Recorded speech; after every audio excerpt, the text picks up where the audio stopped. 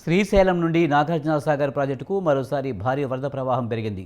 దీంతో అధికారులు నాలుగోసారి 26 క్రస్ట్ గేట్లు ఎత్తి దిగువకు నీటిని విడుదల చేశారు. 26 క్రస్ట్ గేట్లు 5 ఫీట్లు ఎత్తి 2,09,508 క్యూసెక్ల నీటిని వదులుతున్నారు. ఇన్ఫ్లో 2,60,844 క్యూసెక్లు కాగా అవుట్ఫ్లో 2,60,844 క్యూసెక్ల నీటిని విడుదల చేశారు. ప్రాజెక్టు పూర్తిస్థాయి నీటి మట్టం 589.60 అడుగులు కాగా ప్రస్తుత నీటి మట్టం 589.40 అడుగులు ఉంది.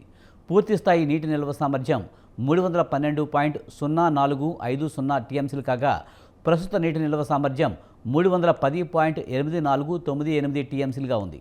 ప్రధాన జల విద్యుత్ కేంద్రంలో విద్యుత్ ఉత్పత్తి కొనసాగుతోంది.